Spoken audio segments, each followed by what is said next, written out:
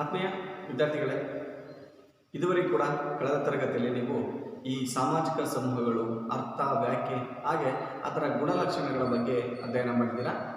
ಇಂದು ನಾವು ಈ ಸಾಮಾಜಿಕ ಸಮೂಹಗಳ ವರ್ಗೀಕರಣ ಅಥವಾ ಆ ಸಮೂಹಗಳ ಪ್ರಕಾರಗಳ ಬಗ್ಗೆ ನಾವಿಲ್ಲಿ ಅಧ್ಯಯನ ಮಾಡೋಣ. ಸಾಮಾಜಿಕ ಚಿಂತಕರು ಹಲವಾರು ರೀತಿಯಲ್ಲಿ ತನ್ನದೇ ಆದ ರೀತಿಯಲ್ಲಿ ಈ ಸಮೂಹವನ್ನು ವರ್ಗೀಕರಿಸ್ತಾ ಹೋಗ್ತಾರೆ. ಆ ವರ್ಗೀಕರಣವನ್ನು ನಾವು ಇಂದು ಅಧ್ಯಯನ ಮಾಡೋಣ ಅಂತ ಹೇಳ್ತಾರೆ. ನಾವು ಫಸ್ಟ್ ನೋಡೋಣ, ಈ ಸಾಮಾಜಿಕ ಸಮೂಹಗಳಲ್ಲಿ ವರ್ಗೀಕರಿಸುತ್ತೆ. ನಿಮಗೆ ಸಾಮಾನ್ಯವಾಗಿ ಸಾಕಷ್ಟು 1 ಮತ್ತು 2 ಅಂಕದ ಪ್ರಶ್ನೆಗಳಿಗೆ ಇಲ್ಲಿ ಪ್ರಶ್ನೆಗಳು ಬರ್ತವೆ. ಹಾಗೆ ಇಲ್ಲಿ ನೇರವಾಗಿ ನೀವು ಆನ್ಸರನ್ನು ಬರೀಬೇಕಾಗುತ್ತೆ. 1 ಮಾರ್ಕ್ಸ್ ಹಾಗೂ 2 ಮಾರ್ಕ್ಸ್ ಕ್ವಶನ್ಸನ್ನು ನೀವು ಇಲ್ಲಿ ಬರೀಬೇಕಾಗುತ್ತೆ. ಈ ಸಾಮಾಜಿಕ ಸಮೂಹಗಳನ್ನು ನಾವು ಮೊದಲಿಗೆ ನೋಡೋಣ.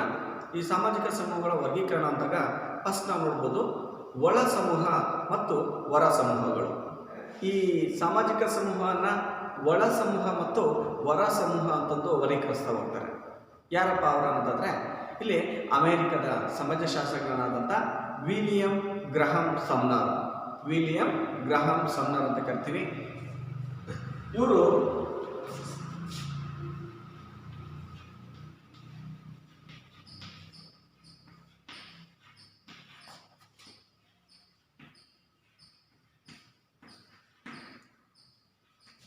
ವಿಲಿಯಂ ಗ್ರಹಂ ಸಮ್ನರ್ ಏನು ಮಾಡ್ತಾರೆ, 1906ರಲ್ಲಿ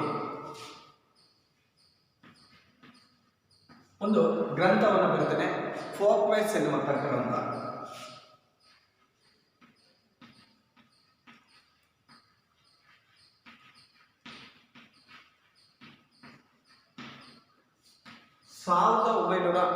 ಏನ್ ಮಾಡ್ತಾನೆ, ಈ ವಿಲಿಯಂ ಗ್ರಹಂ ಸಮ್ನರ್ ಎನ್ನುವಂಥ ವ್ಯಕ್ತಿ ಒಂದು ಫೋಕ್ವೇಸ್ ಎನ್ನುವಂಥ ಕೃತಿಯನ್ನು ಬರ್ತಾನೆ. ಆ ಗ್ರಂಥದಲ್ಲಿ ಏನು ಮಾಡ್ತಾನೆ, ಆ ಗ್ರಂಥವನ್ನು ಆಧಾರವಾಗಿ ಇಟ್ಕೊಂಡು ಈ ಸಾಮಾಜಿಕ ಸಮೂಹವನ್ನು ಒಳ ಸಮೂಹ ಮತ್ತು ಹೊರ ಸಮೂಹ ಎಂದು ವರ್ಗೀಕರಿಸ್ತಾ ಹೋಗ್ತಾರೆ. ಹಾಗಾದ್ರೆ ಇವನ ಪ್ರಕಾರ ಸಮೂಹ ಹೊರ ಸಮೂಹ ಅಂದ್ರೆ ಏನು ಅನ್ನೋದನ್ನ ನಾವು ಫಸ್ಟ್ ನೋಡ್ಬೋದು. ಒಳ ಸಮೂಹ ಎಂದರೆ ವ್ಯಕ್ತಿಯೋರ್ವನ್ನು ಯಾವ ಸಂದರ್ಭದಲ್ಲಿ ಯಾವ ಕಾರಣಕ್ಕಾಗಿ ಯಾವುದನ್ನು ಮನಸ್ಸಿನಲ್ಲಿಟ್ಟುಕೊಂಡು ತನ್ನನ್ನು ವಿಭಿನ್ನ ಸಮೂಹಗಳೊಂದಿಗೆ ಗುರುತಿಸಿಕೊಳ್ಳುತ್ತಾನೆಯೋ ಅದು ಆ ಸಮೂಹ ಅನ್ನೋದೇನಾಗಿದೆ, ಅವನಿಗೆ ಒಳ ಸಮೂಹ ಆಗಿರುತ್ತೆ.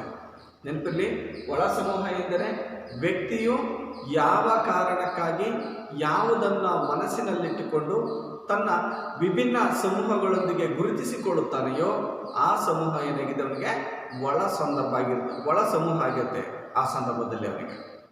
ಹಾಗಾದರೆ ಇನ್ನು ಉಳಿದಂಥ ಸಮೂಹಗಳೇನಾಗಿದ್ದಾವೆ ಅವನಿಗೆ ಹೊರ ಸಮೂಹ ಆಗಿರ್ತವೆ. ಇಲ್ಲಿ ನೋಡ್ಬೋದು, ವ್ಯಕ್ತಿ ಯಾವ ಸಮೂಹಕ್ಕೆ ಸೇರಿದ್ದಾನೆಯೋ ಹಾಗೆ ಭಾವಿಸಿದ್ದಾನೆಯೋ ಅದು ಆತನ ಒಳ ಸಮೂಹ ಆಗಿರುತ್ತೆ.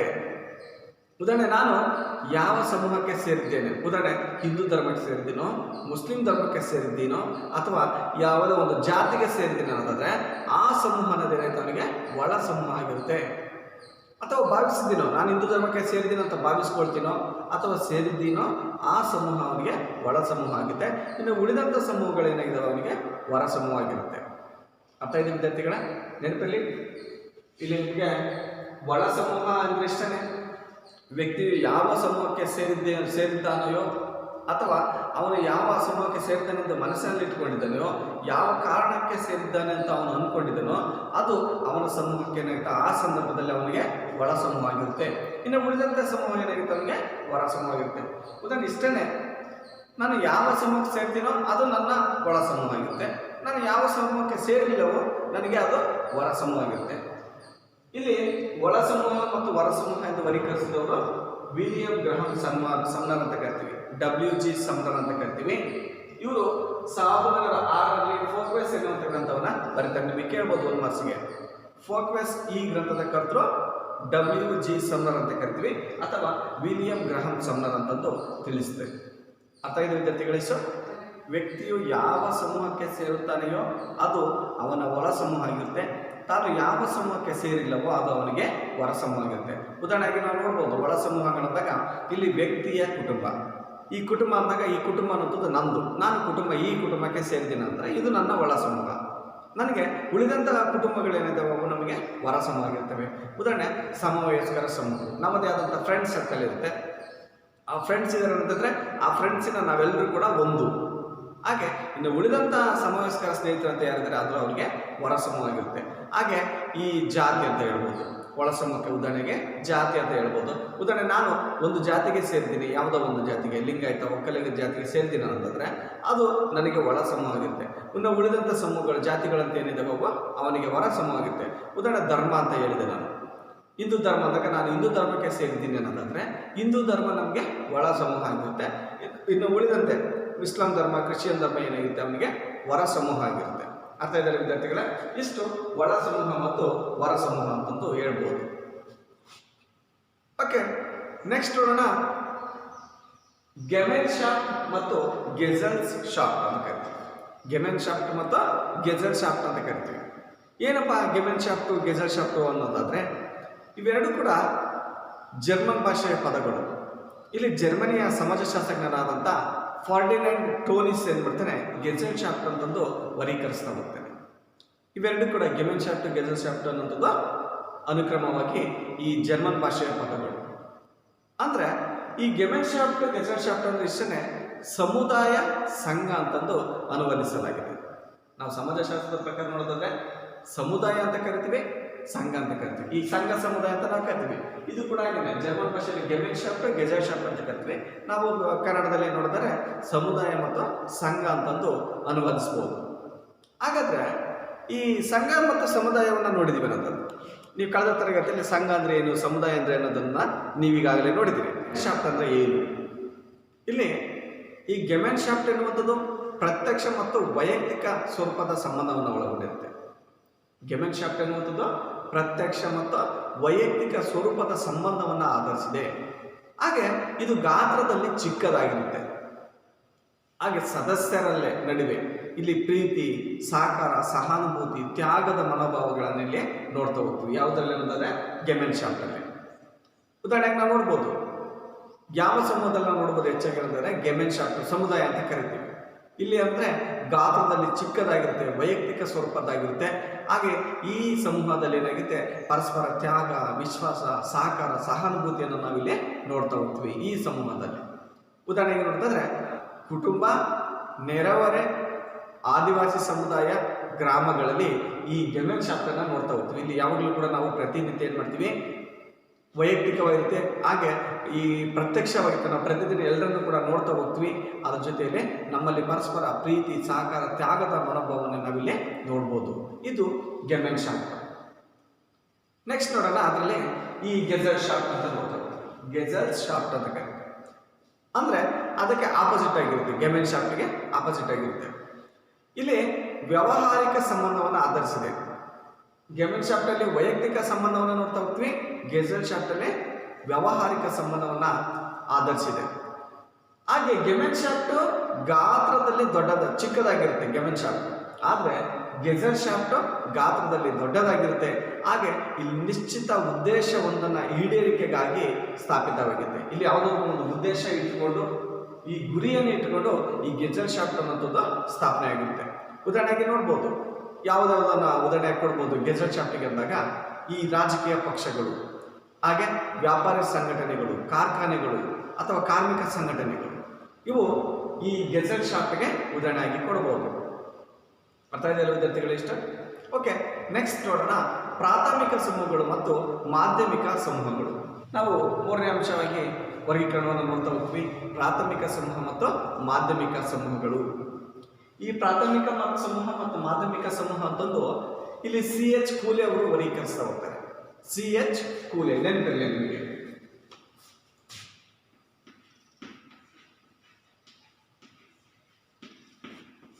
ಈ CH ಕೂಲೆ ಅವರು ಏನ್ ಮಾಡ್ತಾರೆ, ಈ ಪ್ರಾಥಮಿಕ ಸಮೂಹ ಮತ್ತು ಮಾಧ್ಯಮಿಕ ಸಮೂಹ ಎಂದು ವರ್ಗೀಕರಿಸ್ತಾ ಹೋಗ್ತಾರೆ.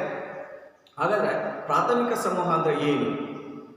ಇಲ್ಲಿ ಕೂಲೆ ಅವರು ಪ್ರಾಥಮಿಕ ಸಮೂಹವನ್ನು ವರ್ಗೀಕರಿಸ್ತಾ ಹೋಗ್ತಾರೆ. ಆಕೆ ಇನ್ನು ಉಳಿದಂಥ ಸಾಮಾಜಿಕ ಚಿಂತಕರು ಏನು ಮಾಡ್ತಾರೆ, ಅದಕ್ಕೆ ವಿರುದ್ಧವಾಗಿ ಮಾಧ್ಯಮಿಕ ಸಮೂಹವನ್ನು ವರ್ಗೀಕರಿಸ್ತಾ ಹೋಗ್ತಾರೆ. ನಾವು ನೋಡ್ಬೋದು ಇಲ್ಲಿ ಪ್ರಾಥಮಿಕ ಸಂಬಂಧ ಅಥವಾ ಪ್ರಾಥಮಿಕ ಸಮೂಹ ಅಂದರೆ ಅನ್ಯೂನ್ಯವಾದ, ಪ್ರಾಥಮಿಕ ಸಮೂಹಗಳೆಂದರೆ ಅನ್ಯೂನ್ಯವಾದ ಮುಖಾಮುಖಿ ಸಂಬಂಧ ಮತ್ತು ಸಹಕಾರದ ಗುಣಗಳನ್ನು ಹೊಂದಿದಂಥ ಸಮೂಹಗಳಾಗಿವೆ.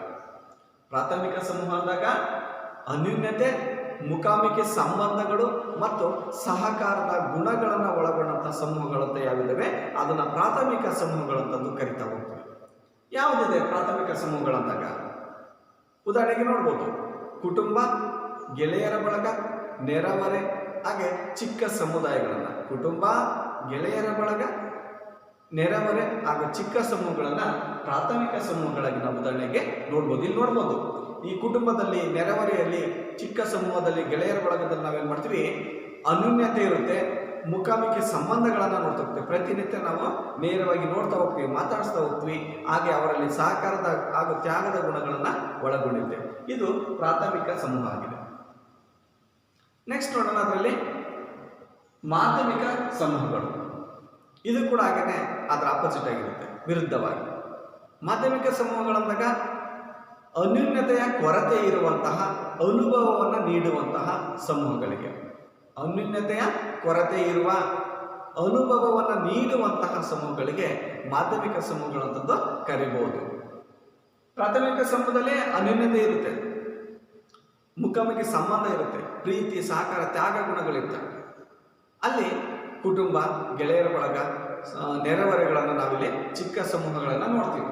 ಮಾಧ್ಯಮಿಕ ಸಮೂಹದಲ್ಲಿ ಅನ್ಯೂನ್ಯತೆಯ ಕೊರತೆ ಇದೆ. ಇಲ್ಲಿ ಅನ್ಯೂನ್ಯತೆ ಇಲ್ಲ, ಪ್ರೀತಿ, ವಿಶ್ವಾಸ ಅನ್ನೋದಿಲ್ಲ, ತ್ಯಾಗದ ಗುಣಗಳಿಲ್ಲ, ಆದರೆ ಅನುಭವವನ್ನು ನೀಡ್ತಾ ಹೋಗುತ್ತೆ. ಈ ಅನುಭವವನ್ನು ನೀಡುವಂಥ ಸಮೂಹಗಳನ್ನು ಮಾಧ್ಯಮಿಕ ಸಮೂಹ ಅಂತ ಕರಿತೀವಿ. ಉದಾಹರಣೆ ಕೊಡ್ಬೋದು. ಮಾಧ್ಯಮಿಕ ಸಮೂಹಕ್ಕೆ ಉದಾಹರಣೆಗಳಂದಾಗ ಈ ಶಾಲೆ, ಕಾಲೇಜುಗಳು, ಸಹಕಾರಿ ಕಾರ್ಯಾಲಯಗಳು, ಬ್ಯಾಂಕ್ಗಳಾಗಿರ್ಬೋದು, ಹಾಗೆ ರಾಜಕೀಯ ಪಕ್ಷಗಳು, ಕಾರ್ಮಿಕ ಸಂಘಗಳು, ಇವು ಮಾಧ್ಯಮಿಕ ಸಮೂಹಕ್ಕೆ ಉದಾಹರಣೆ ಕೊಡ್ಬೋದು. ಸಹಕಾರಿ ಸಂಘಗಳು, ಶಾಲೆ, ಕಾಲೇಜುಗಳು, ಹಾಗೆ ಬ್ಯಾಂಕುಗಳು, ಕಾರ್ಮಿಕ ಪಕ್ಷಗಳು, ರಾಜಕೀಯ ಪಕ್ಷಗಳು, ಇವೆಲ್ಲವೂ ಕೂಡ ಏನಿರುತ್ತೆ, ಇಲ್ಲಿ ನಮಗೆ ಅನ್ಯೂನ್ಯತೆ ಕೊರತೆ ಇದೆ, ಅನುಭವನ ಇವೆಲ್ಲವೂ ಕೂಡ ನೀಡ್ತವೆ. ಹಾಗೆ ಅಲ್ಲಿ ಯಾವುದೇ ಒಂದು ಉದ್ದೇಶವನ್ನು ಈಡೇರಿಸಿಕೊಳ್ಳೋದಕ್ಕೆ ರಚನೆಯಾದಂಥ ಸಮೂಹಗಳನ್ನ ಮಾಧ್ಯಮಿಕ ಸಮೂಹ ಅನ್ನೋದು ವರ್ಗೀಕರಿಸಬಹುದು. ಅರ್ಥ ಆಗಿದೆ ವಿದ್ಯಾರ್ಥಿಗಳಿಷ್ಟು? ಓಕೆ, ನೆಕ್ಸ್ಟ್ ನೋಡೋಣ.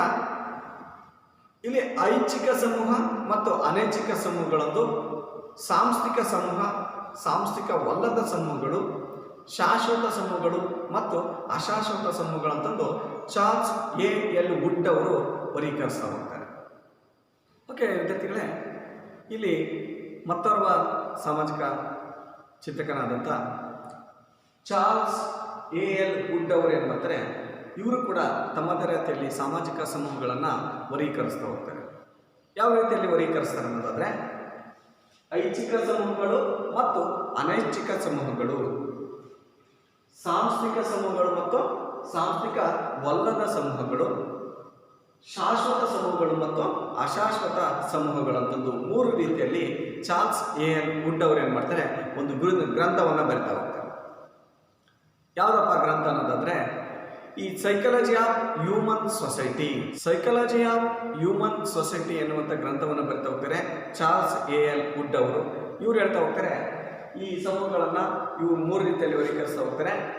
ಐಚ್ಛಿಕ ಸಮೂಹಗಳು ಮತ್ತು ಅನೈಚ್ಛಿಕ ಸಮೂಹಗಳು, ಸಾಂಸ್ಥಿಕ ಸಮೂಹಗಳು ಮತ್ತು ಸಾಂಸ್ಥಿಕವಲ್ಲದ ಸಮೂಹಗಳು, ಶಾಶ್ವತ ಸಮೂಹಗಳು ಮತ್ತು ಅಶಾಶ್ವತ ಸಮೂಹಗಳು ಅಂತಂದು ವರ್ಗೀಕರಿಸ್ತಾ ಹೋಗ್ತಾರೆ. ನಾವಿಲ್ಲಿ ನೋಡ್ಬೋದು, ಐಚ್ಛಿಕ ಸಮೂಹಗಳಂದಾಗ ಇಲ್ಲಿ ಯಾವ ವ್ಯಕ್ತಿಯು ಯಾವ ಸಮೂಹದ ಸದಸ್ಯನಾಗಬೇಕು ಅನ್ನೋದನ್ನು ತನ್ನ ಸ್ವಂತ ಇಚ್ಛೆಯನ್ನು ಅವಲಂಬಿಸಿದೆ. ವ್ಯಕ್ತಿಯು ತಾನು ಯಾವ ಸಮೂಹದ ಸದಸ್ಯನಾಗಬೇಕೆನ್ನುವಂಥ ಇಚ್ಛೆಯನ್ನು ಅವಲಂಬಿಸಿದೆಯೋ ಅದು ಆತನಿಗೆ ಐಚ್ಛಿಕ ಸಮೂಹ. ಇಚ್ಛೆಗೆ ಅನುಗುಣವಾಗಿದೆಯೋ ಅದು ಅವನ ಐಚ್ಛಿಕ ಸಮೂಹ ಆಗಿರುತ್ತೆ. ಉದಾಹರಣೆ, ನನಗನ್ಸುತ್ತೆ ನನ್ನ ಐಚ್ಛಿಕ ಸಮೂಹ ಅಂದಾಗ ನನಗೆ ಇಚ್ಛೆಯನ್ನು ಪರಿಗಣಿಸುತ್ತೆ. ಉದಾಹರಣೆ, ನಾನು ರಾಜಕೀಯ ವ್ಯಕ್ತಿ ಆಗಬೇಕು, ನಾನು ಒಬ್ಬ ಫಿಲ್ಮ್ ಇಂಡಸ್ಟ್ರಿ ಹೋಗಬೇಕು ಸಾಂಸ್ಕೃತಿಕವಾಗಿ, ಹಾಗೆ ಒಬ್ಬ ಕಾರ್ಮಿಕನಾಗಬೇಕು, ಒಬ್ಬ ರೈತನಾಗಬೇಕು, ಒಬ್ಬ ಮಿಲಿಟರಿ ಅವನಾಗಬೇಕನ್ನುವಂಥದ್ದು ಇಚ್ಛೆ ಇದೆ. ಇದು ನನ್ನ ಇಚ್ಛೆಗೆ ಆಧರಿಸಿರುತ್ತೆ. ನಾನು ಯಾವ ಸಮೂಹಕ್ಕೆ ಸೇರಬೇಕು ಅಂತ ಇದೆಯೋ ಅದು ಅವನ ಐಚ್ಛಿಕ ಸಮೂಹ ಆಗಿರುತ್ತೆ, ಅದು ಅವನಿಗೆ ಒಳಪಟ್ಟಿರುತ್ತೆ. ಹಾಗೆ ಉದಾಹರಣೆಗೆ ಹೇಳ್ಬೋದು, ಈ ರಾಜಕೀಯ ಪಕ್ಷಗಳು, ಕಾರ್ಮಿಕ ಸಂಘಗಳು ಅಥವಾ ಮನೋರಂಜನಾ ಸಂಸ್ಥೆಗಳಾಗಿರ್ಬೋದು ಅಥವಾ ಈ ಮಿತ್ರರ ಬಳಗ, ಕ್ಲಬ್ಗಳಾಗಿರ್ಬೋದು, ಇವು ಈ ಐಚ್ಛಿಕ ಸಮೂಹಕ್ಕೆ ಸೇರ್ತಾರೆ. ಇದರಲ್ಲಿ ನಾವು ಯಾವುದಕ್ಕೆ ಸೇರ್ಬೇಕಂತ ಆಸೆ ಇದೆಯೋ, ಇಚ್ಛೆ ಇದೆಯೋ, ಇದು ಅವನಿಗೆ ಐಚ್ಛಿಕ ಸಮೂಹ ಆಗಿರುತ್ತೆ. ಹಾಗೆ ಅನೈಚ್ಛಿಕ ಸಮೂಹ ಅಂದಾಗ ಇಲ್ಲಿ ಯಾವ ಸಮೂಹದ ಸದಸ್ಯನಾಗುವುದು ವ್ಯಕ್ತಿಯ ನಿಯಂತ್ರಣಕ್ಕೆ ಇಲ್ಲದಿರುವುದು. ನಾನು ಯಾವ ಸಮೂಹಕ್ಕೆ ಸೇರಬೇಕು ಅಂತ ಇದೆ, ಆದರೆ ನನ್ನಲ್ಲಿ ನಿಯಂತ್ರಣ ಇಲ್ಲ, ಒಳಪಟ್ಟಿಲ್ಲ. ನಾನು ಯಾವ ಸಮೂಹದ ಸದಸ್ಯನಾಗಬೇಕು ಆಗಬಾರ್ದು ಅನ್ನೋದು ತನ್ನ ನಿಯಂತ್ರಣದಲ್ಲಿಲ್ಲ, ನನ್ನ ಇಚ್ಛೆಯನ್ನು ಪರಿಗಣಿಸೋದಿಲ್ಲ, ಇದು ನನಗೆ ಒಳಪಟ್ಟಿರೋದಿಲ್ಲ. ಆದರೂ ಕೂಡ ಹೆಚ್ಚು ಕಡಿಮೆ ಕಡ್ಡಾಯವಾಗಿ ಅದರಲ್ಲಿ ನಾವು ಜೀವನವನ್ನು ಮಾಡಬೇಕಾಗುತ್ತೆ. ನನಗೆ ಇಚ್ಛೆ ಇಲ್ಲದಿದ್ದರೂ ಕೂಡ ಅದರಲ್ಲಿ ನಾವು ಸಮೂಹಕ್ಕೆ ಸೇರಬೇಕಾಗುತ್ತೆ. ಹಾಗಾದರೆ ಯಾವ ಸಮೂಹಕ್ಕೆ ನಾವು ಸೇರ್ಬೋದು? ನನ್ನ ಇಚ್ಛೆಯನ್ನು ಪರಿಗಣಿಸೋದಿಲ್ಲ, ಅನೈಚ್ಛಿಕವಾಗಿರ್ಬೋದು. ಉದಾಹರಣೆಗಳಂತಂದರೆ ಜಾತಿ, ಧರ್ಮ, ರಾಜ್ಯ. ನಾವು ಅಂತೀವಿ, ನಾನೇನಾದರೂ ಈ ಬ್ರಾಹ್ಮಣರ ಜಾತಿಯಲ್ಲಿ ಹುಟ್ಟಿದ್ರೆ ನಾನು ಶ್ರೀಮಂತನಾಗ್ತಾ ಇದ್ದೆ, ಮಾರ್ವಾಡಿಯರ ಹೊಟ್ಟೆಯಲ್ಲಿ ಅಥವಾ ಮಾರ್ವಾಡಿಯ ಜಾತಿಯಲ್ಲಿ ನಾನೇನಾದರೂ ಜನಿಸಿದ್ದೆ ನಾನೊಬ್ಬ ಶ್ರೀಮಂತನಾಗಿ ಚೆನ್ನಾಗಿರ್ತಿದ್ದೆ ಅಂತೀವಿ. ಇದು ನನ್ನ ಇಚ್ಛೆ ಅಲ್ಲ. ಇಲ್ಲಿ ನನ್ನ ಇಚ್ಛೆಯನ್ನು ಆಧರಿಸೋದಿಲ್ಲ, ಕಡ್ಡಾಯವಾಗಿ ಇರುವಂಥ ಸಮೂಹ ಆಗಿರ್ತೀನಿ. ನಾವು ಕಡ್ಡಾಯವಾಗಿ ನಮ್ಮ ಇಚ್ಛೆಯನ್ನು ಪರಿಗಣಿಸದೆ ಕಡ್ಡಾಯವಾಗಿ ಇರುವಂಥ ಸಮೂಹಗಳನ್ನು ಅನೈಚ್ಛಿಕ ಸಮೂಹ ಅಂತ ಕರಿತೀವಿ. ಉದಾಹರಣೆಗೆ ಹೇಳೋದಾದರೆ ನಾನು ಜಾತಿ, ಧರ್ಮ. ಉದಾಹರಣೆ ಹೇಳ್ಬೋದು, ನಾನು ಕ್ರಿಶ್ಚಿಯನ್ ಸಮೂಹಕ್ಕೆ ಸೇರಿದರೆ ನಾನು ತುಂಬ ಚೆನ್ನಾಗಿ ಸಂಸ್ಕೃತಿಯನ್ನು ಕಲಿತಾ ಇದ್ದೆ, ಅವರ ಭಾಷೆ, ಅವರ ಉಡುಗೆ ಶೈಲಿಯನ್ನು ಕಲಿತಾ ಇದ್ದೆ ಅಂತ ಅನ್ಕೋಬೋದು. ಹಾಗೆ ಮುಸ್ಲಿಂ ಧರ್ಮಕ್ಕೆ ಸೇರಿದ್ದೇನೆ ಅಂತಂದರೆ ನಾನು ಮುಸ್ಲಿಂ ಧರ್ಮಕ್ಕೆ ಸೇರ್ಬೋದಿತ್ತು, ನನ್ನ ಇಚ್ಛೆ ಅಂದ್ಕೊಂತೀನಿ. ಇಲ್ಲಿ ಮುಸ್ಲಿಂ ಧರ್ಮಕ್ಕೆ ಸೇರಿದರೆ ನಾನು ದಿನಕ್ಕೆ ಒಂದು 5 ಬಾರಿ ಪ್ರಾರ್ಥನೆಯನ್ನು ಮಾಡ್ತಿದ್ದೆ ದೇವರ ಹೆಸರಲ್ಲಿ. ಹಾಗೆ ಪ್ರತಿ ಶುಕ್ರವಾರ ನಮಾಜನ್ನು ಮಾಡ್ತಾ ಇದ್ವಿ. ಹಾಗೆ ಪ್ರತಿ ವಾರ ಒಳ್ಳೊಳ್ಳೆ ಊಟಗಳನ್ನು ಮಾಡ್ತಿದ್ದೆ ಅನ್ನೋದು ಇರ್ಬೋದು. ಆದರೆ ಕಡ್ಡಾಯವಾಗಿ ಹಿಂದೂ ಧರ್ಮದಲ್ಲಿ ಇರಬೇಕು ಅನ್ನೋದನ್ನು ನಾವಿಲ್ಲಿ ನೋಡ್ತಾ ಹೋಗ್ತೀವಿ. ಅಂದರೆ ಇಲ್ಲಿ ಅನೈಚ್ಛಿಕ ಸಮೂಹ ಅಂದಾಗ ನಿನ್ನ ಇಚ್ಛೆಯನ್ನು ಆಧರಿಸದೆ ಇರುವಂಥ ಸಮೂಹಗಳನ್ನು ಅನೈಚ್ಛಿಕ ಸಮೂಹ ಅಂತ ಕರಿತೀವಿ. ಉದಾಹರಣೆಗೆ ಹೇಳಿದರೆ ಅನೈಚ್ಛಿಕ ಸಮೂಹಕ್ಕೆ ಜಾತಿ, ಧರ್ಮ, ರಾಜ್ಯಗಳನ್ನು ನಾವಿಲ್ಲಿ ನೋಡ್ಬೋದು. ಇಲ್ಲಿ ಕಡ್ಡಾಯವಾಗಿ ನೀನು ಇದರಲ್ಲಿ ವಾಸವನ್ನು ಮಾಡಬೇಕಾಗುತ್ತೆ, ಈ ಸಮೂಹದಲ್ಲಿ ಇರಬೇಕಾಗುತ್ತೆ. ಇವು ಅವನಿಗೆ ಅನೈಚ್ಛಿಕ ಸಮೂಹಗಳಾಗಿದ್ದಾವೆ. ಅರ್ಥ ಇದೆ ಇಷ್ಟ? ಓಕೆ, ನೆಕ್ಸ್ಟ್ ಸಾಂಸ್ಥಿಕ ಸಮೂಹಗಳು ಮತ್ತು ಸಾಂಸ್ಥಿಕವಲ್ಲದ ಸಮೂಹಗಳು. ಯಾವುದಪ್ಪ ಸಾಂಸ್ಥಿಕ ಸಮೂಹಗಳು, ಸಾಂಸ್ಥಿಕವಲ್ಲದ ಸಮೂಹಗಳು ಅಂದಾಗ ಇಲ್ಲಿ ಸಂಸ್ಥೆಯ ಸಾಂಸ್ಥಿಕ ರಚನೆ ಮತ್ತು ಗುಣಗಳನ್ನು ಹೊಂದಿದ್ದು. ಈ ಸಾಂಸ್ಥಿಕ ಸಮೂಹಗಳು ಅಂದಾಗ ಸಾಂಸ್ಥಿಕ ರಚನೆ ಆಗ ಗುಣಗಳನ್ನು ಹೊಂದಿದ್ದು. ಇವು ಹೆಚ್ಚು ಸುಭದ್ರವು, ಗಟ್ಟಿಯಾಗಿರುವಂಥದ್ದು, ಬಲಿಷ್ಠವಾಗಿರುವಂಥದ್ದು, ಹಾಗೆ ಶಾಶ್ವತವೂ ಕೂಡ ಆಗಿರುತ್ತೆ ಸಾಂಸ್ಥಿಕ ಸಮೂಹಗಳು. ಯಾವುದಪ್ಪ ಅನ್ನೋದಾದರೆ ಉದಾಹರಣೆಗೆ ಹೇಳ್ಬೋದು, ಇಲ್ಲಿ ಸಾಂಸ್ಥಿಕ ಅಂದಾಗ ಸಂಸ್ಥೆಯ ರೂಪದಲ್ಲಿರುವಂಥ ಸಮೂಹಗಳು. ಇವು ರಚನೆ ಆಗಿರ್ಬೋದು, ಅದರ ಗುಣಗಳು ಹೆಚ್ಚು ಬಲಿಷ್ಠವಾಗಿರುತ್ತೆ, ಸುಭದ್ರವಾಗಿರುತ್ತೆ, ಹಾಗೆ ಶಾಶ್ವತವಾಗಿರುವಂಥ ಸಮೂಹಗಳನ್ನು ಸಾಂಸ್ಥಿಕ ಸಮೂಹಗಳಂತ ಕರಿತೀವಿ. ಯಾವುದು ಸಂಸ್ಥೆಯ ರೂಪದಲ್ಲಿದ್ದಾವೆ, ಶಾಶ್ವತವಾಗಿರ್ತವೆ ಅನ್ನೋದಾದರೆ ಉದಾಹರಣೆಗೆ ಕುಟುಂಬ, ರಾಜ್ಯ, ಶಾಲೆ, ಕಾಲೇಜುಗಳು, ವಿಶ್ವವಿದ್ಯಾಲಯಗಳು, ಕಾರ್ಖಾನೆಗಳು. ಇವು ಸಾಮಾನ್ಯವಾಗಿ ಹೆಚ್ಚು ಶಾಶ್ವತವಾಗಿರ್ತವೆ. ಅರ್ಥ ಇದೆ ವಿದ್ಯಾರ್ಥಿಗಳು? ಸಾಂಸ್ಥಿಕ ಅಂದಾಗ ಸಂಸ್ಥೆಯ ರೂಪದಲ್ಲಿರುವಂಥ ಸಮೂಹಗಳನ್ನು ಸಾಂಸ್ಥಿಕ ಸಮೂಹ ಅಂತ ಕರಿತೀವಿ. ಹಾಗೆ ಇವು ಶಾಶ್ವತವಾಗಿರ್ತವೆ. ಉದಾಹರಣೆಗೆ ಹೇಳಿದರೆ ಕುಟುಂಬ ಶಾಶ್ವತವಾಗಿರುತ್ತೆ, ಇವು ಸಂಸ್ಥೆಯ ರೂಪದಲ್ಲಿರುತ್ತೆ.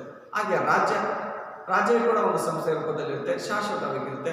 ಶಾಲೆ, ಕಾಲೇಜುಗಳು ಇವು ಕೂಡ ಸಂಸ್ಥೆಯ ರೂಪದಲ್ಲಿದ್ದಾವೆ ಮತ್ತು ಶಾಶ್ವತ ಸ್ವರೂಪದವಾಗಿದ್ದಾವೆ. ಅರ್ಥ ಇದೆ ವಿದ್ಯಾರ್ಥಿಗಳು? ಸಾಂಸ್ಥಿಕ ಸಮೂಹಗಳು. ಓಕೆ, ಸಾಂಸ್ಥಿಕವಲ್ಲದ ಸಮೂಹಗಳನ್ನು ನೋಡೋದಾದ್ರೆ ಇಲ್ಲಿ ಸಂಸ್ಥೆಯ ರೂಪದಲ್ಲಿ ಇಲ್ಲದೆ ಇರುವಂಥದ್ದು. ಸಂಸ್ಥೆಯ ರೂಪದಲ್ಲಿ ಇಲ್ಲದಿರುವುದು, ಅದರ ಸ್ವರೂಪ ಗುಣಗಳೇ ಇಲ್ಲ, ಹಾಗೆ ಅನೈಚ್ಛಿಕ ಸ್ಥಿತಿಯಲ್ಲಿರ್ತವೆ, ಶಾಶ್ವತವಾಗಿರೋದಿಲ್ಲ, ಅಶಾಶ್ವತವಾಗಿರ್ತವೆ. ಯಾವ ಬೇಕಾದ್ರೂ ಅವ ನಾಶ ಆಗ್ಬೋದು, ನಶಿಸಿ ಹೋಗ್ಬೋದು. ಅನೈಚ್ಛಿಕ ಸಮೂಹ ಆಗಿರುತ್ತೆ. ಇಲ್ಲಿ ನೋಡಿದರೆ ಸಾಂಸ್ಥಿಕವಲ್ಲದ ಸಮೂಹಗಳಂದಾಗ ಸಂಸ್ಥೆಯ ರೂಪದಲ್ಲಿರುವಂಥ ಸಮೂಹಗಳು, ಇವು ಅಶಾಶ್ವತವಾಗಿರ್ತವೆ. ಉದಾಹರಣೆ ಕೊಡ್ಬೋದು ನಾವು. ಇಲ್ಲಿ ಜನಮಂದಿ ಅಂತ ಹೇಳ್ತೇವೆ, ಸಾಕಷ್ಟು ಜನ ಸೇರ್ತಾರೆ ಅಂತಂದರೆ ಇಲ್ಲಿ ಯಾವುದೇ ಥರದ ಒಂದು ಸಂಸ್ಥೆಯ ರೂಪದಲ್ಲಿ ಇಲ್ಲ, ಇವು ಶಾಶ್ವತವಾಗಿರೋದಿಲ್ಲ. ಉದಾಹರಣೆ ಜಗಳ ಮಾಡ್ತಿದ್ದಾರೆ ಅಥವಾ ಏನೋ ಒಂಥರ ಸರ್ಕಸ್ ಮಾಡ್ತಾರೆ, ಮಾಡಿಸಿದ್ದಾರೆ ಅಂದರೆ ಅಲ್ಲಿ ಸಾಕಷ್ಟು ಜನ ಬಂದು ನಿಂತ್ಕೊಂಡು ನೋಡ್ತಾರೆ. ಹಾಗೆ ಅಷ್ಟು ಬೇಗನೆ ನಾವೇನು ಮಾಡ್ತೇವೆ, ನಾಶ ಆಗ್ತವೆ, ಶಾಶ್ವತವಾಗಿರೋದಿಲ್ಲ. ಹಾಗೆ ರಾಜಕೀಯ ಪಕ್ಷಗಳು, ಕಾರ್ಮಿಕ ಸಂಘಗಳು, ವಿದ್ಯಾರ್ಥಿ ಸಂಘಗಳು ಇವು ನೋಡ್ಬೋದು. ರಾಜಕೀಯ ಪಕ್ಷಗಳು ಈಗ ಇರ್ಲಿಕ್ಕೆ ಸಾಧ್ಯ ಇಲ್ಲ, ಶಾಶ್ವತವಾಗಿರ್ಲಿಕ್ಕೆ ಸಾಧ್ಯ ಇಲ್ಲ. ಈ ಕಾಂಗ್ರೆಸ್ ಅನ್ನೋದು ಸುಮಾರು ವರ್ಷಗಳಿಂದ ಇದೆ, ಮುಂದೆ ಇರುತ್ತೆ ಅನ್ನೋದು ಕೂಡ ನಮಗೆ ನಂಬಿಕೆ ಇಲ್ಲ. ಈ JDS ಆಗಿರ್ಬೋದು, BJP ಆಗಿರ್ಬೋದು, ಆ BJPಯಿಂದ KJP ಬಂತು. ಇಲ್ಲಿ ಏನಾಗುತ್ತೆ, ರಾಜಕೀಯ ಪಕ್ಷಗಳು ಕೂಡ ನಾಶ ಆಗ್ಬೋದು, ಅಶಾಶ್ವತ ಸ್ವರೂಪದಾಗಿದ್ದಾವೆ. ಇವು ಯಾವುದೂ ಕೂಡ ಸಂಸ್ಥೆ ರೂಪದಲ್ಲಿ ಇರೋದಿಲ್ಲ.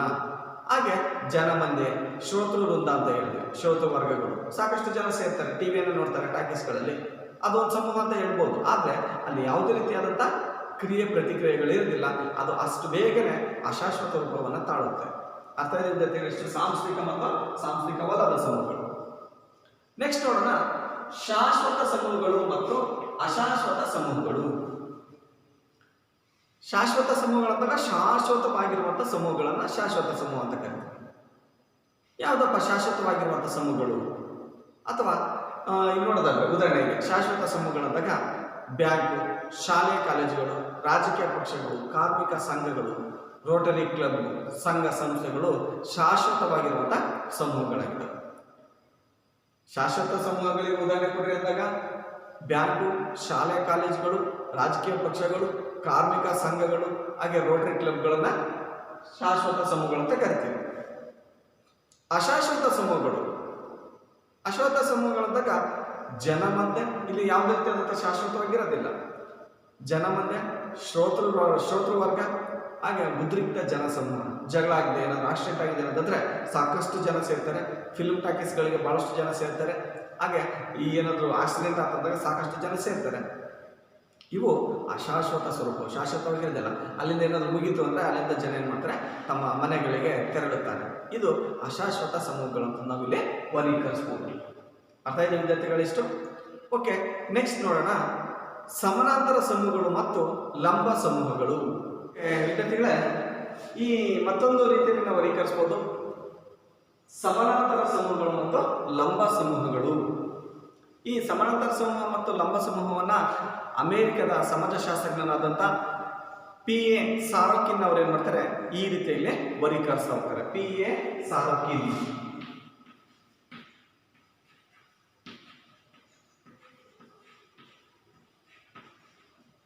ಈ P.A. ಸಾರೋಕಿನ್ ಏನು ಮಾಡ್ತಾರೆ, ಸಮಾನಾಂತರ ಸಮೂಹಗಳು ಮತ್ತು ಲಂಬ ಸಮೂಹಗಳಂತಂದು ವರ್ಗೀಕರಿಸ್ತಾ ಹೋಗ್ತಾರೆ. ಏನಪ್ಪ ಸಮಾನಾಂತರ ಸಮೂಹಗಳಂದಾಗ ಇವು ಗಾತ್ರದಲ್ಲಿ ದೊಡ್ಡದಾಗಿದ್ದು ಸಾರ್ವತ್ರಿಕ ಸ್ವರೂಪದಾಗಿರ್ತವೆ. ಸಮಾನಾಂತರ ಸಮೂಹಗಳು ಗಾತ್ರದಲ್ಲಿ ದೊಡ್ಡದಾಗಿದ್ದು ಸಮಾನಾಂತರ ಸ್ವರೂಪದವುದಾಗಿರ್ತವೆ. ಯಾವುದಪ್ಪ ಗಾತ್ರದಲ್ಲಿ ದೊಡ್ಡದಾಗಿರುವಂಥ ಸಮೂಹಗಳು ಅನ್ನೋದಾದರೆ ಉದಾಹರಣೆಗೆ ನೋಡ್ಬೋದು, ರಾಷ್ಟ್ರೀಯ ಸಮೂಹಗಳು, ರಾಜಕೀಯ ಪಕ್ಷಗಳು, ಜನಾಂಗೀಯ ಹಾಗೂ ಕುಲ ಸಂಬಂಧಿ ಸಮೂಹಗಳು. ಇವು ಸಮಾನಾಂತರ ಸಮೂಹಗಳಾಗಿದ್ದಾವೆ. ರಾಜಕೀಯ ಪಕ್ಷಗಳೇನಿದ್ದಾವೆ ದೊಡ್ಡ ವ್ಯಾಪ್ತಿಯಲ್ಲಿ ನೋಡ್ತಾ ಹೋಗ್ತೀವಿ, ರಾಷ್ಟ್ರೀಯ ಪಕ್ಷಗಳನ್ನು ನೋಡ್ತಾ ಹೋಗ್ತೀವಿ. ಹಾಗೆ ಜನಾಂಗೀಯ ಸಮೂಹಗಳು, ಉದಾಹರಣೆ ಇನ್ನು ನೋಡೋದಾದ್ರೆ ಈ ದ್ರಾವಿಡ ಭಾಷೆ ಅಂತ, ದ್ರಾವಿಡ ಜನ ಅಂತ ಕರಿತೀವಿ. ಇವು ಸಾಕಷ್ಟು ಜನಾಂಗೀಯ ಸಮೂಹಗಳಲ್ಲಿ ನಾವು ನೋಡ್ತಾ ಹೋಗ್ತೀವಿ.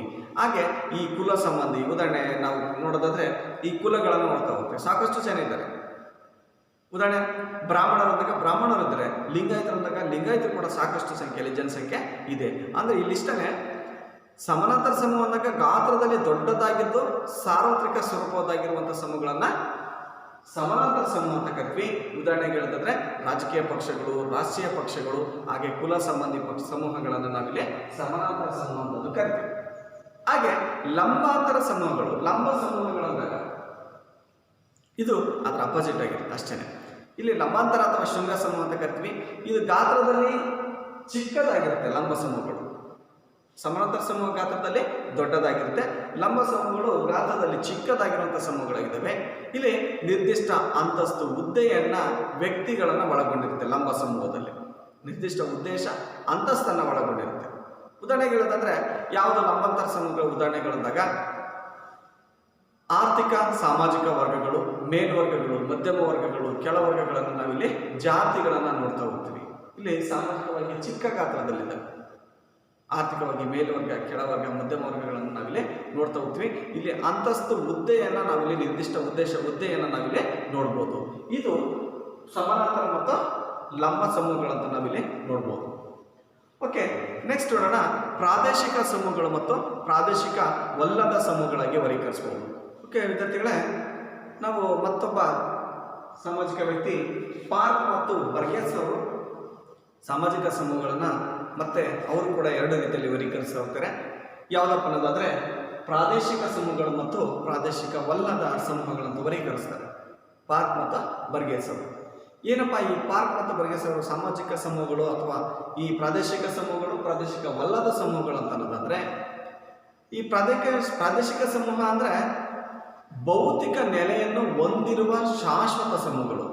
ಪ್ರಾದೇಶಿಕ ಸಮೂಹಗಳಂದಾಗ ಒಂದು ನಿರ್ದಿಷ್ಟ ಭೌತಿಕ ಪ್ರಾದೇಶಿಕ ಸಂಬಂಧವನ್ನು ಅಥವಾ ಶಾಶ್ವತ ಸ್ವರೂಪವನ್ನು ಹೊಂದಿದಂಥ ಸಮೂಹಗಳು.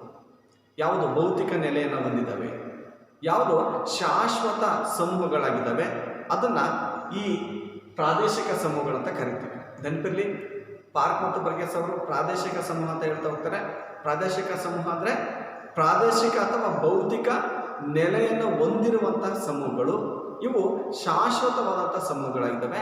ಇದನ್ನು ಪ್ರಾದೇಶಿಕ ಸಮೂಹ ಅನ್ನೋದು ತಿಳಿಸ್ತಾರೆ. ಉದಾಹರಣೆ ಕೊಡ್ಬೋದು. ಪ್ರಾದೇಶಿಕ ಸಮೂಹಗಳಿಗೆ ಉದಾಹರಣೆ ಹಳ್ಳಿ, ಪಟ್ಟಣ, ನಗರ, ದೇಶ, ಆದಿವಾಸಿ ಸಮುದಾಯಗಳನ್ನು ನೋಡ್ಬೋದು. ಪ್ರಾದೇಶಿಕ ಸಮೂಹಗಳಂದಾಗ ಹಳ್ಳಿ, ಪಟ್ಟಣ, ಗ್ರಾಮ, ನಗರ, ರಾಜ್ಯ, ಆದಿವಾಸಿ ಸಮುದಾಯಗಳನ್ನು ಪ್ರಾದೇಶಿಕ ಸಮೂಹಗಳಂತ ಕರಿತೀವಿ. ಇಲ್ಲಿ ನೋಡ್ಬೋದು, ಇಲ್ಲಿ ಈ ಒಂದು ಭೌತಿಕ ನೆಲೆಯನ್ನು ಹೊಂದಿದ್ದಾವೆ. ಇವು ಶಾಶ್ವತವಾಗಿರುವಂಥ ಸಮೂಹಗಳು. ಹಾಗಾಗಿ ಇದನ್ನು ಪ್ರಾದೇಶಿಕ ಸಮೂಹಗಳಂತ ವರ್ಗೀಕರಿಸ್ತಾ ಹೋಗ್ತಾರೆ. ನೆಕ್ಸ್ಟು ಪ್ರಾದೇಶಿಕವಲ್ಲದ ಸಮೂಹಗಳನ್ನು ನೋಡೋದಾದ್ರೆ, ಇಲ್ಲಿ ಒಂದು ನಿರ್ದಿಷ್ಟ ನೆಲೆಯನ್ನು ಹೊಂದಿರದಂಥ ಸಮೂಹಗಳನ್ನು, ಅಲ್ಲಿ ಸಾಕಷ್ಟು ನಿರ್ದಿಷ್ಟ ಸ್ಥಳವನ್ನು ನೆಲೆಯನ್ನು ಹೊಂದಿದ್ದಾವೆ. ಇಲ್ಲಿ ನೆಲೆಯನ್ನು ಹೊಂದಿರದಂಥ ಸಮೂಹಗಳನ್ನು ಪ್ರಾದೇಶಿಕವಲ್ಲದ ಸಮೂಹ ಅಂತ ಕರಿತೀವಿ. ಹಾಗೆ ಪ್ರಾದೇಶಿಕ ಸಮೂಹಗಳು ಶಾಶ್ವತವಾಗಿದ್ದಾವೆ. ಈ ಪ್ರಾದೇಶಿಕವಲ್ಲದ ಸಮೂಹಗಳಲ್ಲಿ ಅಶಾಶ್ವತವಾಗಿದ್ದಾವೆ. ಇಲ್ಲಿ ಶಾಶ್ವತತೆಯನ್ನು ನಾವು ನೋಡಲಿಕ್ಕೆ ಸಾಧ್ಯ ಇಲ್ಲ. ಉದಾಹರಣೆ ನೋಡ್ಬೋದು. ಪ್ರಾದೇಶಿಕವಲ್ಲದ ಸಮೂಹಕ್ಕೆ ಉದಾಹರಣೆ ಅಂದಾಗ ಈ ಜಾತಿ, ಸಾಮಾಜಿಕ ವರ್ಗ, ಜನಮಂದೆ, ಶ್ರೋತೃ ವರ್ಗ, ಹಾಗೆ ಸಾರ್ವಜನಿಕ ಸಮೂಹಗಳಂತ ಕರಿತೀವಿ. ಇಲ್ಲಿ ಜಾತಿ ಅನ್ನೋದು ಶಾಶ್ವತವಾಗಿರ್ಲಿಕ್ಕೆ ಸಾಧ್ಯ ಇಲ್ಲ. ಇನ್ನೊಂದು 5-6 ವರ್ಷ ಆದ ತಕ್ಷಣ ಜಾತಿ ಅನ್ನೋದು ನಾಶ ಆಗ್ಬೋದು, ಆಗದೇ ಇರ್ಬೋದು. ಇದಕ್ಕೆ ನಿರ್ದಿಷ್ಟ ಸ್ಥಳ ಅನ್ನೋದು ಇಲ್ಲ, ಭೌತಿಕ ಸ್ಥಳ ಅನ್ನೋದು ಇಲ್ಲ. ಹಾಗೆ ಜನಮಂದೆ, ಜನ ಇಂಥದ್ದಾಗೆ ಸೇರ್ಬೇಕನ್ನೋದು ಒಂದು ನಿರ್ದಿಷ್ಟ ಸ್ಥಳವನ್ನು ಒಳಗೊಂಡಿಲ್ಲ. ಎಲ್ಲಿ ಬೇಕಾದ್ರೂ ಜನಗಳು ಸೇರ್ಬೋದು, ಅಷ್ಟು ಬೇಗನೆ ಅಶಾಶ್ವತವಾಗಿ ನಾಶ ಆಗುತ್ತೆ. ಹಾಗೆ ಸಾರ್ವಜನಿಕ ಸಮೂಹಗಳಂದಾಗ ಈ ಜನ ಎಲ್ಲಿ ಬೇಕಾದ್ರೂ ಸಭೆಗಳನ್ನು ಅಥವಾ ಜಗಳವನ್ನು ಮಾಡ್ಬೋದು, ಅಥವಾ ಅಂಥ ಸಮೂಹಗಳನ್ನು ನಾವು ಎಲ್ಲಿ ಬೇಕಾದ್ರೂ ನೋಡ್ತೀವಿ. ಇವುಗಳೇನಾಗಿದ್ದಾವೆ ಪ್ರಾದೇಶಿಕವಲ್ಲದ ಸಮೂಹಗಳು. ಇಲ್ಲಿ ಯಾವುದೇ ಅಂತ ಒಂದು ನಿರ್ದಿಷ್ಟ ಪ್ರದೇಶ ಅನ್ನೋದು ಬೇಕಾಗಿಲ್ಲ ಅವರಿಗೆ. ಇವು ಅಶಾಶ್ವತವಾದಂಥ ಸಮೂಹಗಳನ್ನು ನಾವಿಲ್ಲಿ ನೋಡ್ಬೋದು. ಅರ್ಥ ಆಗಿರೋ ವಿದ್ಯಾರ್ಥಿಗಳಿಷ್ಟು. ಓಕೆ, ನೆಕ್ಸ್ಟ್ ನೋಡೋಣ. ಒಂದು ರೀತಿಯಲ್ಲಿ ಸಮೂಹಗಳನ್ನು ವರ್ಗೀಕರಿಸ್ತಾ ಹೋಗಿದ್ದಾರೆ. FH ಗಿಡ್ಡಿಂಗ್ಸ್ ಅವರು ಏನು ಮಾಡ್ತಾರೆ, ತನ್ನದೇ ರೀತಿಯಲ್ಲಿ ಸಮೂಹವನ್ನು ವರ್ಗೀಕರಿಸ್ತಾರೆ. ವಂಶವಾಹಿಕ ಮತ್ತು ನೆರೆದಿರುವ ಸಮೂಹಗಳಂತಂದು ವರ್ಗೀಕರಿಸ್ತಾ ಹೋಗ್ತಾರೆ. FH ಗಿಡ್ಡಿಂಗ್ಸ್ ಅವರು ಏನಪ್ಪ ವಂಶವಾಹಿಕ ಸಮೂಹಗಳಂದಾಗ, ಇಲ್ಲಿ ವಂಶವಾಹಿಕ ಸಮೂಹಗಳು ಅನೈಚ್ಛಿಕವಾದ ಜೈವಿಕ ನೆಲೆಯನ್ನು ಹೊಂದಿದವುಗಳಾಗಿದ್ದಾವೆ. ವಂಶವಾಹಿಕ ಸಮೂಹಗಳು ಅನೈಚ್ಛಿಕವಾದ ಮತ್ತು ವಂಶವಾಹಿಕ ನೆಲೆಯನ್ನು ಹೊಂದಿದಂಥ ಸಮೂಹಗಳಾಗಿದ್ದಾವೆ. ಹಾಗೆ ಇವು ಹುಟ್ಟಿನಿಂದಲೇ ಅವುಗಳ ಸದಸ್ಯರಾಗಿರ್ತಾರೆ. ವಂಶವಾಹಿಕ ಸಮೂಹದಲ್ಲಿ ಹುಟ್ಟಿನಿಂದಲೇ ಅವುಗಳ ಸದಸ್ಯರಾಗಿರ್ತಾರೆ. ಹಾಗೆ ಜೈವಿಕ ನೆಲೆಯನ್ನು ಹೊಂದಿದಂಥ ಸಮೂಹಗಳನ್ನು ವಂಶವಾಹಿಕ ಸಮೂಹಗಳಂತ ಕರಿತೀವಿ. ಉದಾಹರಣೆ ಕೊಡ್ಬೋದು. ವಂಶವಾಹಿಕ ಸಮೂಹಗಳಂದಾಗ ಕುಟುಂಬ, ಕುಲ, ಜನಾಂಗೀಯ ಸಮೂಹಗಳು, ಜಾತಿ, ಹಾಗೆ ಕುಲ ಸಂಬಂಧಿಗಳನ್ನು ಕೊಡ್ಬೋದು. ವಂಶವಾಹಿಕ ಕುಟುಂಬ, ಕುಲ, ಜನಾಂಗೀಯ ಸಮೂಹ, ಜಾತಿಯ ಸಮೂಹಗಳನ್ನು ಇಲ್ಲಿ ವಂಶವಾಹಿಕ ಸಮೂಹ ಅಂತ ಕರಿತೀವಿ. ಇಲ್ಲಿ ನಾವೇನು ನೋಡೋದಾದ್ರೆ, ಇಲ್ಲಿ ಒಂದು ಜೈವಿಕ ನೆಲೆಯನ್ನು ಒಳಗೊಂಡಿದೆ. ಹಾಗೆ ಈ ಹುಟ್ಟಿನಿಂದಲೇ ಅವುಗಳ ಸದಸ್ಯರಾಗ್ತಾರೆ. ಹುಟ್ಟಿದ ತಕ್ಷಣ ಯಾವ ಜಾತಿಯ ಸದಸ್ಯರಾಗುತ್ತೆ ಅನ್ನೋದನ್ನು ಅಲ್ಲಿ ನಿರ್ಧರಿಸಲಾಗುತ್ತೆ. ಅರ್ಥ ಇದೆ ವಿದ್ಯಾರ್ಥಿಗಳಿಂದ. ನೆಕ್ಸ್ಟ್ ನೋಡೋಣ, ನೆರೆದಿರುವ ಸಮೂಹಗಳು. ನೆರೆದಿರುವಂಥ ಸಮೂಹಗಳು ಇಲ್ಲಿ ಜೈವಿಕ ನೆಲೆಯನ್ನು ಹೊಂದಿರದೇ ಇರುವಂಥ ಸಮೂಹಗಳನ್ನು, ಅಲ್ಲಿ ಜೈವಿಕ ನೆಲೆಯನ್ನು ಒಳಗೊಂಡಿದ್ದಾವೆ. ಇಲ್ಲಿ ಜೈವಿಕ ನೆಲೆಯನ್ನು ಹೊಂದಿರದೇ ಇರುವಂಥ ಸಮೂಹಗಳನ್ನು. ಹಾಗೆ ಅಲ್ಲಿ ತನ್ನ ಇಚ್ಛೆಯನ್ನು ನಾವು ನೋಡಲಿಕ್ಕೆ ಸಾಧ್ಯ ಇಲ್ಲ. ಇಲ್ಲಿ ತನ್ನ ಇಚ್ಛೆಯನ್ನು ಆಧರಿಸಿರುತ್ತೆ.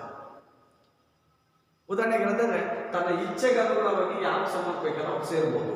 ರಾಜಕೀಯ ಪಕ್ಷಗಳಾಗಿರ್ಬೋದು, ಅಥವಾ ಸಂಘಗಳು, ಆಟದ ತಂಡಗಳಾಗಿರ್ಬೋದು, ಹಾಗೆ ಸ್ನೇಹಿತರ ಸಮೂಹಗಳು, ಪ್ರೇಕ್ಷಕರ ಸಮೂಹಗಳಲ್ಲಿ ಸೇರ್ಕೊಳ್ಬೋದು. ಇದು ನೆರೆದಿರುವ ಸಮೂಹಗಳಾಗಿ ನಾವಿಲ್ಲಿ ನೋಡ್ಬೋದು. ಓಕೆ, ನೆಕ್ಸ್ಟ್ ನೋಡೋಣ.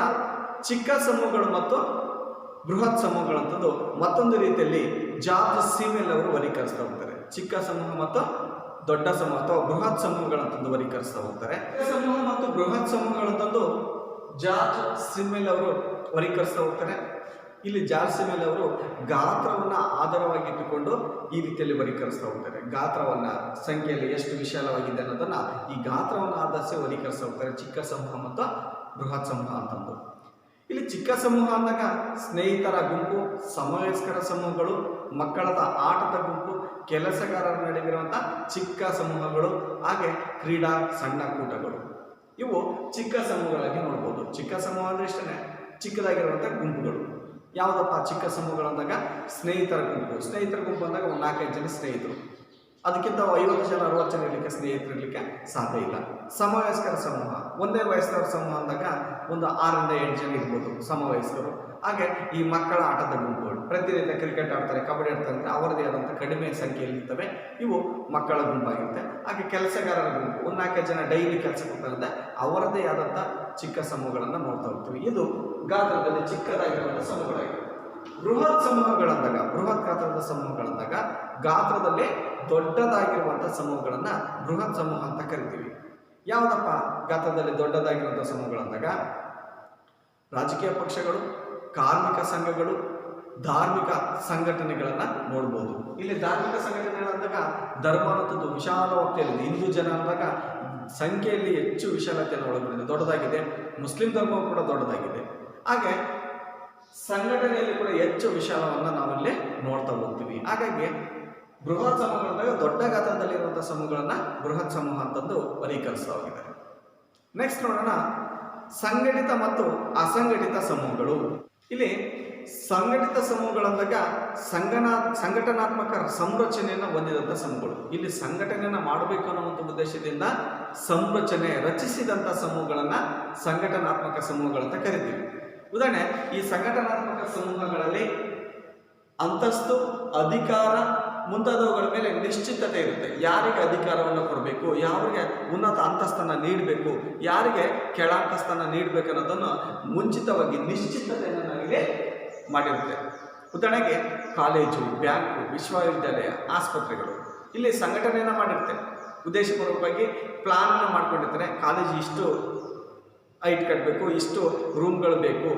ಹಾಗೆ ಹಾಸ್ಪಿಟ್ಲ್ಗಳು, ಬ್ಯಾಂಕುಗಳು ಇರ್ತವೆ. ಅಲ್ಲಿ ಒಬ್ಬ ಮ್ಯಾನೇಜರನ್ನು, ಒಬ್ಬ ಕ್ಯಾಶಿಯರನ್ನು, ಒಬ್ಬ ಕ್ಲರ್ಕ್ಗಳನ್ನು, ಆಪರೇಟರ್ಗಳನ್ನು ನಾವಿಲ್ಲಿ ನೋಡ್ತಾ ಹೋಗ್ತೀವಿ. ಹಾಗೆ ಕಾಲೇಜುಗಳಲ್ಲೂ ಕೂಡ ಪ್ರಿನ್ಸಿಪಾಲ್ ಇರ್ತಾರೆ, ಅದ್ರ ಕೆಳಗೆ ಉಪನ್ಯಾಸಕರು ಇರ್ತಾರೆ, ಅದ್ರ ಕೆಳಗೆ ಕ್ಲರ್ಕ್ಗಳನ್ನು ನಾವಿಲ್ಲಿ ನೋಡ್ತಾ ಹೋಗ್ತೀವಿ. ಇಲ್ಲಿ ಸಂಘಟನಾತ್ಮಕ ವ್ಯವಸ್ಥೆಯನ್ನು ಒಳಗೊಂಡ ಸಮೂಹಗಳನ್ನು ಸಂಘಟನಾ ಸಮೂಹಗಳಂತ ಕರಿತೀವಿ. ಹಾಗೆ ಅಸಂಘಟಿತ ಸಮೂಹಗಳಂದಾಗ ಇಲ್ಲಿ ಯಾವುದೇ ರೀತಿಯಾದಂಥ ಸಂಘಟನಾತ್ಮಕ ಸಂರಚನೆ ಇರೋದಿಲ್ಲ, ಯಾವುದೇ ರೀತಿಯಾದಂಥ ಸಂಘಟನೆ ಮಾಡುವಂಥ ರಚನೆ ಇರೋದಿಲ್ಲ. ಇಲ್ಲಿ ಸದಸ್ಯತ್ವ ಎಂಬುದು ಇಲ್ಲದೆ ಇರ್ಬೋದು, ಇರಲೂಬಹುದು. ಹಾಗೆ ಅಶಾಶ್ವತ ಸ್ವರೂಪದಾಗಿರ್ಬೋದು.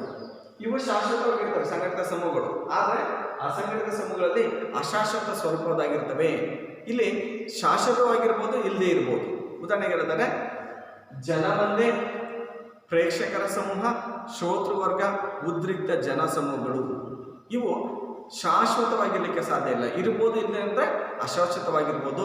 ಹಾಗೆ ಯಾವುದೇ ಸಂಘಟನೆಯನ್ನು ಯೋಜನೆ ಮಾಡಿಕೊಂಡು ಆ ಜನರನ್ನು ಸೇರಿಸಿರೋದಿಲ್ಲ, ತನ್ನಷ್ಟಕ್ಕೆ ತಾನೇ ಸೇರ್ಕೊಂಡಿರ್ತಾರೆ, ಹಾಗೆ ನಾಶ ಆಗಿರುತ್ತೆ. ಅರ್ಥ ಇದೆಯಲ್ಲ ವಿದ್ಯಾರ್ಥಿಗಳೇ? ಇಷ್ಟು ಓಕೆ.